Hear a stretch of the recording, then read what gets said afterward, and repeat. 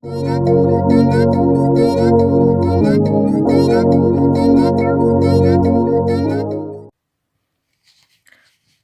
pessoal, o objetivo desta videoaula é discutir o número de Avogadro e a forma experimental de encontrar essa constante usando o problema do movimento browniano.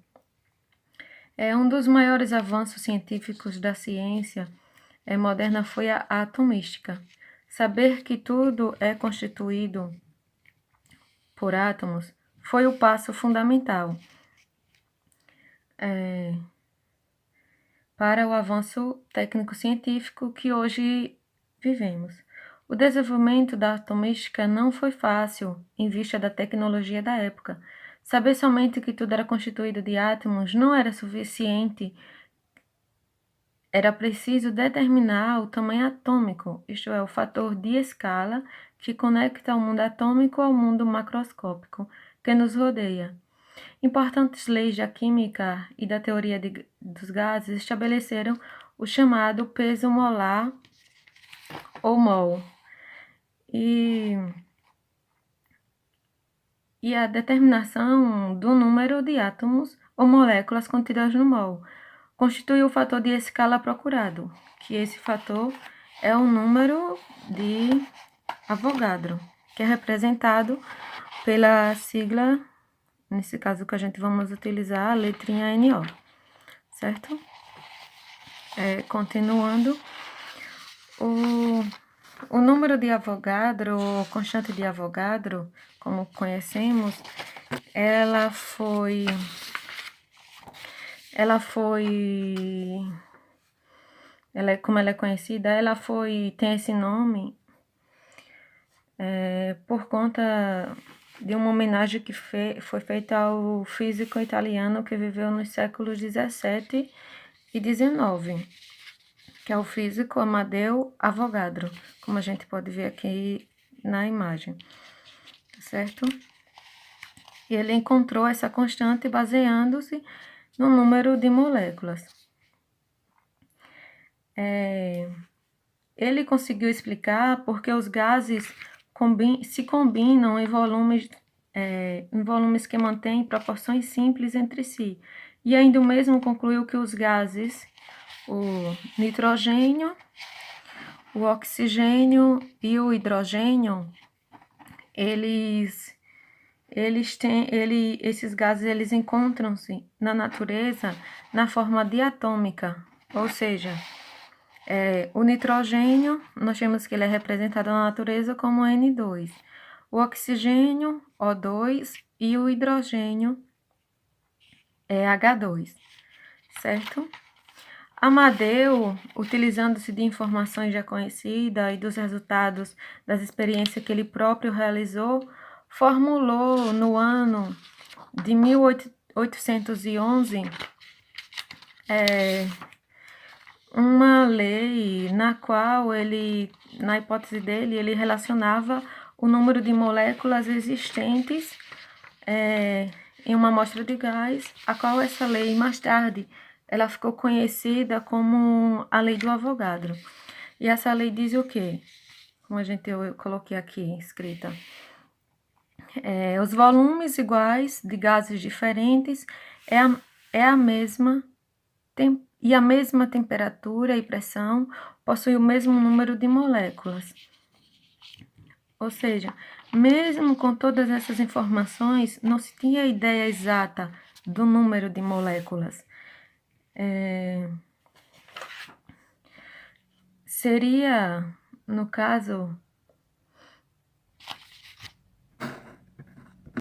essa ideia exata de quanto seria o número de moléculas existentes em uma determinada massa gasosa, na época não se tinha quanto que era.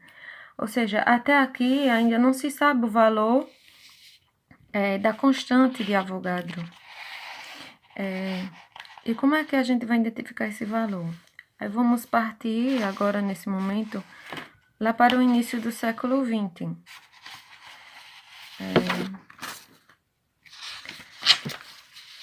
início do século XX, o professor de Físico-Química da Universidade de Paris, Jean-Baptiste Perron, como a gente pode ver aqui na imagem, ele realizou vários experimentos que levaram à conclusão do valor do número de Avogadro. E segundo ele, esse valor seria 6,022 vezes 10 a 23 mol a menos 1. E o trabalho pelo qual ele é melhor conhecido é o estudo de coloides, em particular, o movimento browniano. Seus resultados neste campo puderam confirmar os estudos teóricos de Einstein, nos quais foi mostrado que partículas coloidais deveriam obedecer às leis dos gases e, consequentemente, usar estas propriedades para obter o número de Avogadro. Acho que o resumo eu coloquei aqui. E esse valor do número de Avogadro obtido, por ele concordou excelentemente com outros valores já obtidos por métodos completamente diferentes. Seu estudo se trata da sedimentação e equilíbrio de suspensões que contêm partículas microscópicas de tamanho uniforme. As medidas de Perron, elas foram fundamentais para a evolução da atomística e a sua realização foi recompensada com o Prêmio Nobel no ano de 1926. Agora, como foi baseada a questão desse experimento? Aí eu trouxe para aqui a imagem de como funcionou o experimento. A medida do número de Avogadro consiste em contar diretamente ou indiretamente o número de constituintes no mol.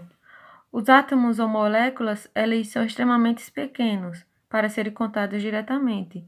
Perron procurou um sistema físico onde as partículas fossem pequenas o suficiente para se comportarem como um gás, mas grandes o suficientes para serem contadas. Da sua vasta experiência com o estudo do movimento browniano, Perron notou que o movimento aleatório das partículas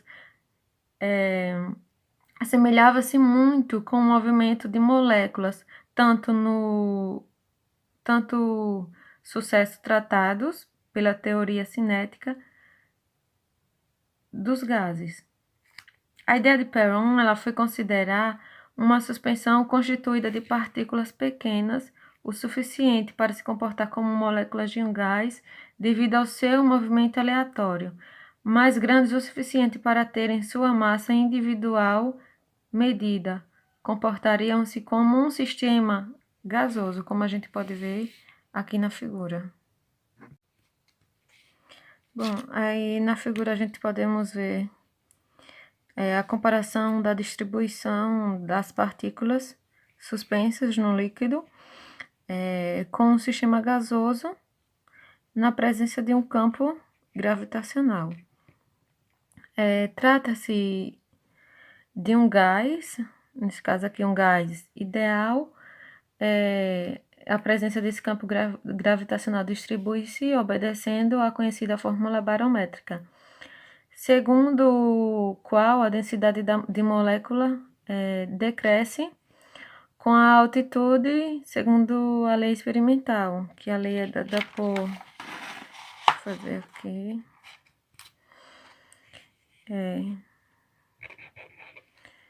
N na direção Z vai ser igual a N0 a exponencial de menos Mzão, a gravidade, Z, RT. Onde esse NZ, ele é a densidade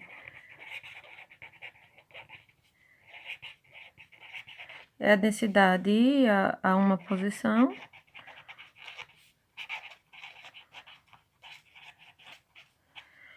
E no caso, na posição Z, né?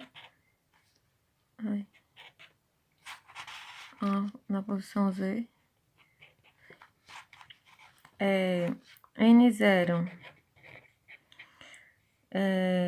a densidade na superfície.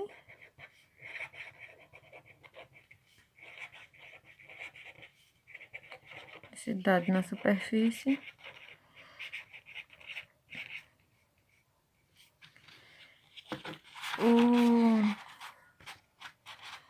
O emissão,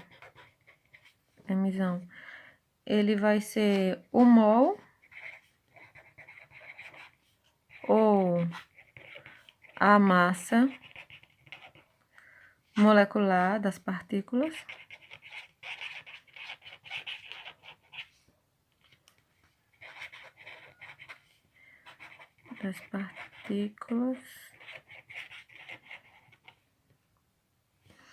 E como eu falei, como a gente viu aqui na figura, o G, ele é a gravidade. A aceleração da gravidade, nesse caso.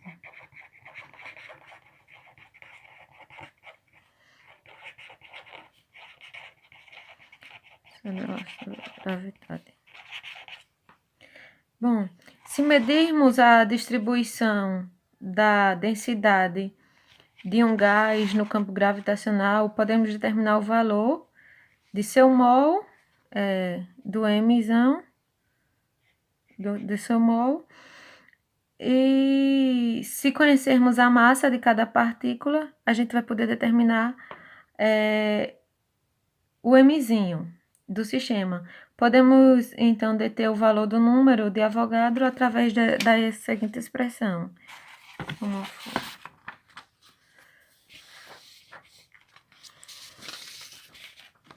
Aí, para a gente determinar esse valor do número de Avogadro,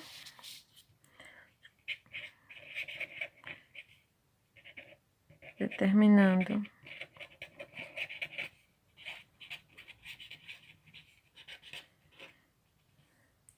aí vamos ter a relação de que N0, número de Avogadro, ele vai ser igual a 1 grama de mol dividido por uma unidade de massa, por mzinho, unidade de massa atômica. Perron, ele utilizou uma suspensão de finas partículas na presença do campo gravitacional, medindo-se a densidade dessas partículas como função da altura, determina-se o mol, e conhecendo-se M, obtém-se o valor do número de Avogadro. E essa figura anterior que eu mostrei, ela mostra também o aspecto geral da distribuição do gás e seu equivalente na suspensão de partículas, certo? Agora vamos ver como é que foi o procedimento dos experimentos.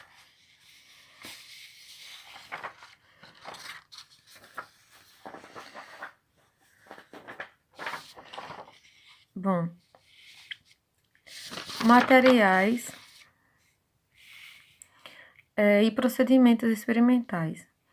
Para o experimento, foi utilizado um tubo de vidro de 1,40 metros vezes 6,3 centímetros com um extremo fechado. Também foi utilizado uma lâmpada incandescente, uma fotocélula, um multímetro, uma alumina em pó de pouca dispersão, uma água destilada, suporte para o tubo e o detetor. E a gente vai ver como foi que foi feita essa montagem desse experimento. Aqui na figura 1, nós temos a montagem experimental básica, onde estão aqui a lâmpada incandescente, a fotocélula, a base móvel, o perímetro, a trena e o suporte. E nesta outra figura a gente pode ver a montagem mostrando a abertura sobre o detetor, que de 0,5 centímetros, detalhando isso. Aí explicando um pouco mais sobre a questão da montagem desse experimento. No suporte, ele foi preso um tubo de 1,40 metros, ou seja, 1,40 m, vezes 6,3 centímetros, onde foi adicionado uma mistura de água destilada e alumina dentro.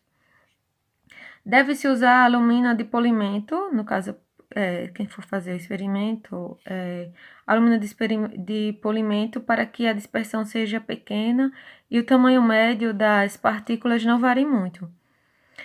Foi utilizada também uma lâmpada incandescente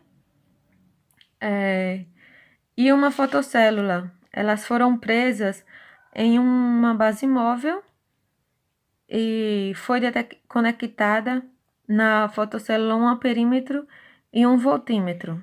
Um perímetro e um voltímetro na fotocélula, e elas estavam na base móvel, a gente pode ver. Para esse amperímetro e esse voltímetro foram colocados para medir a potência na fotocélula. A ideia aqui geral desse experimento, ela consiste em medir ao longo do tubo a intensidade da luz que o atravessou. Dessa forma, é possível determinar a variação na densidade de partículas com a altura. A intensidade de luz diminui à medida que o número de partículas aumenta, e esta diminuição é proporcional à densidade de partículas em cada posição. Para medir o diâmetro médio das partículas, observou-se no microscópio o pó de alumínio e seu tamanho médio é determinado com o auxílio de uma escada milimetrada. Usando o aumento de 500 vezes e o tamanho médio de diâmetro obtido a partir de várias partículas, observada neste caso foi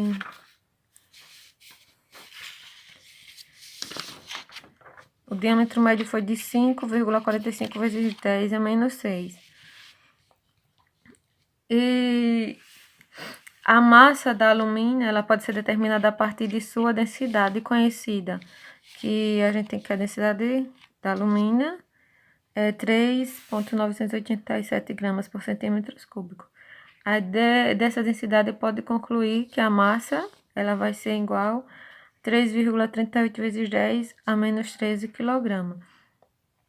Para a medida do perfil da intensidade, é necessário incidir a luz branca no tubo contendo água destilada, medindo a voltagem na fotocélula a cada 2 centímetros do tubo, obtendo assim o zero da medida. Deixa eu colocar aqui a imagem. Desta forma, as imperfeições e eventuais sujeiras no tubo poderão ser eliminadas na medida final. A preparação da suspensão de alumínio em água destilada foi com uma concentração de 1,22 gramas por litro de concentração. E adiciona também a solução no tubo, como a gente viu na figura, e espera a decantação da alumina durante 1h30. Obtém assim uma distribuição das partículas no tubo visível a olho nu. Mede-se também novamente a voltagem na fotocélula nos mesmos pontos onde mediu o zero. A partir da corrente e voltagem obtida, pode-se calcular a potência da luz que chegou até a fotocélula, determinando a potência perdida devido à presença das partículas em função da altura. E este resultado a gente vai poder observar neste gráfico que a gente vê.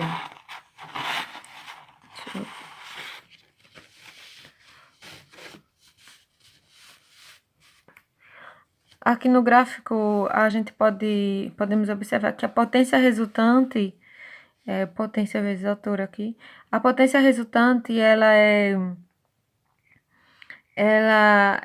a diferença entre a potência medida com o valor do zero obtido inicialmente usando água pura.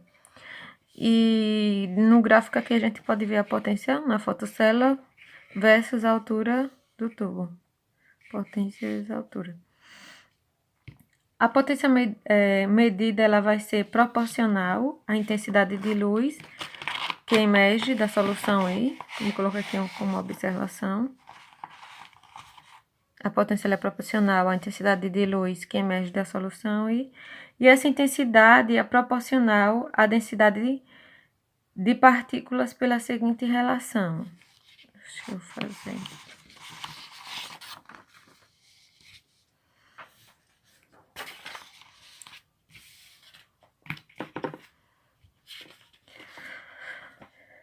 Pela seguinte relação, a intensidade final vai ser igual a inicial vezes a exponencial de menos sigma nx, onde sigma ele é a seção de choque, o n ele é a densidade de partículas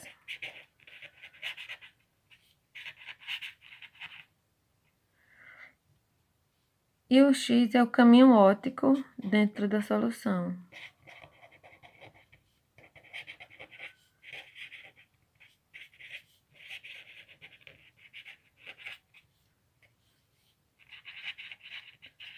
Dentro da solução. Com isso, é possível determinar o número de partículas por a seguinte relação. Deixa eu ver outra coisa. Deixa eu colocar aqui.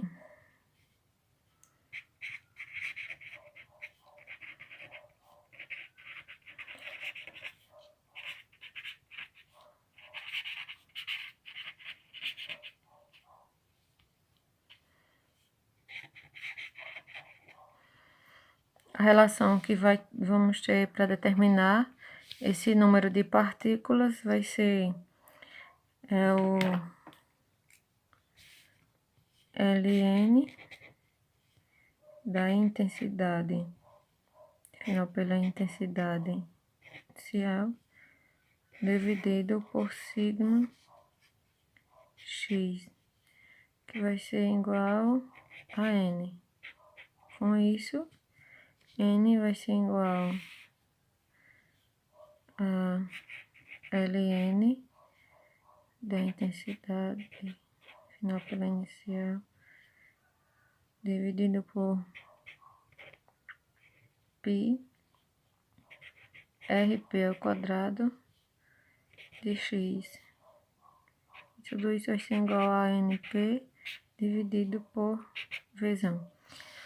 Onde np, só definindo cada uma delas,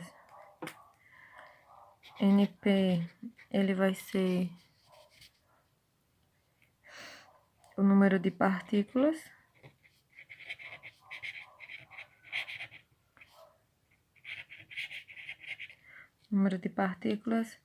o V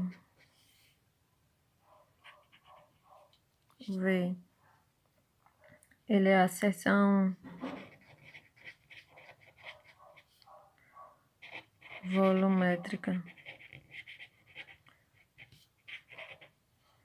de medida do detetor.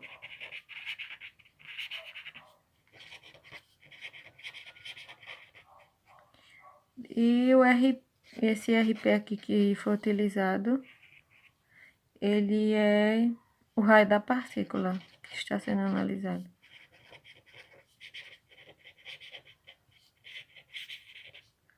Raio da partícula.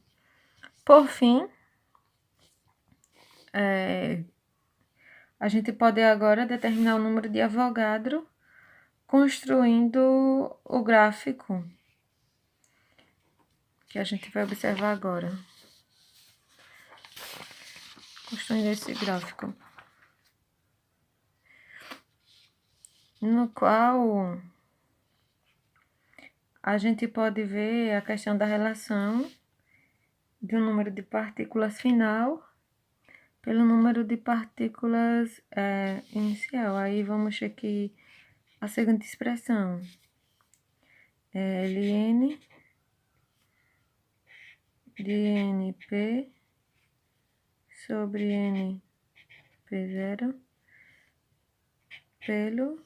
pela posição V, que é o que a gente chama observando aqui no gráfico.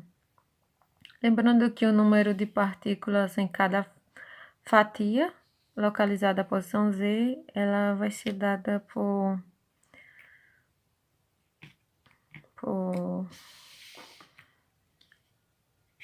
Np igual a Np0 vezes a exponencial de menos Mp, que a gente viu que na expressão N0 G, aceleração da gravidade, vezes Z dividido por RT. Definindo cada expressão dessa agora, a gente temos que o MP, ele é a massa molar da alumínio.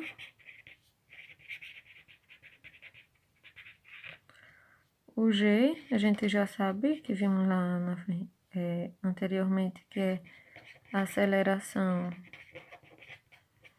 da gravidade. E R é a constante universal dos gases.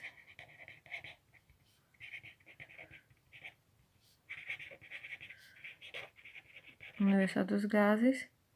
E T vai ser a temperatura dada em Kelvin. Temperatura em Kelvin. Daqui a gente obtemos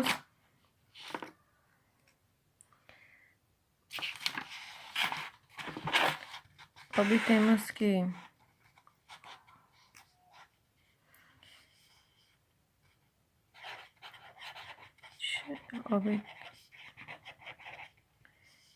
Ln de Np por Np0 dividido por Z vai ser igual a menos 1,15 vezes 10 a 12.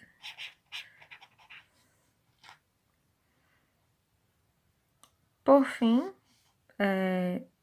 tendo todas essas expressões e substituindo os valores de cada incógnita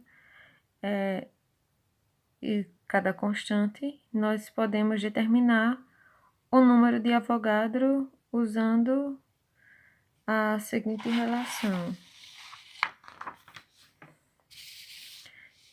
O número de Avogadro vai ser igual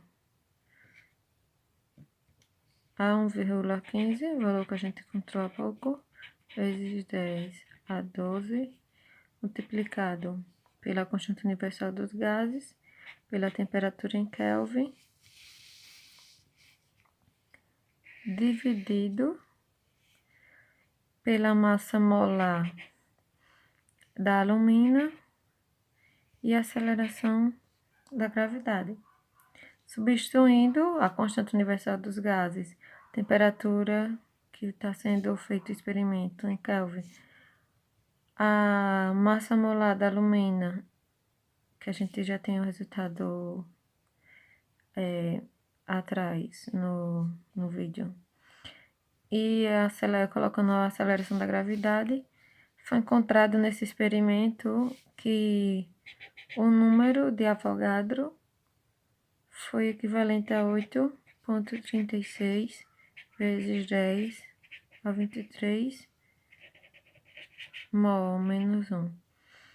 Este valor encontrado é parecido com o citado anteriormente, que era no qual é considerado na literatura que N0, o número de Avogadro, é igual a 6,0 vezes 10 a 23 mais ou menos 1.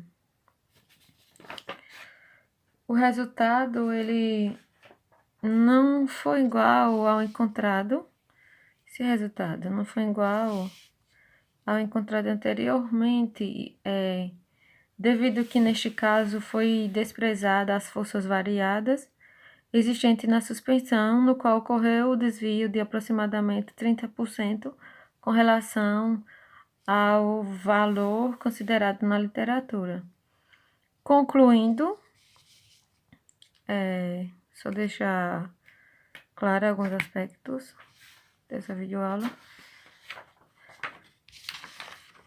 Concluindo, temos que o número de Avogadro ele tem uma importância fundamental na ciência, pois une o mundo microscópico ao macroscópico. Uma outra observação é que a questão de usar água destilada no experimento faz com que as partículas de alumínio elas fiquem impregnadas na parede do tubo. Recomenda-se então usar água comum. E a questão da luz ambiente ela não deve incidir no sensor. A granulação de alumínio ela deve ser uniforme, os grãos devem ser uniformes, e pois o tamanho médio das partículas é fundamental no cálculo do número de Avogadro, da constante. E uma outra é a questão de que a medida ao longo do tubo com a suspensão deve ser rápida, pois a decantação ela varia muito com o tempo. Bom, pessoal, é isso. Obrigada. Espero que tenham gostado do vídeo.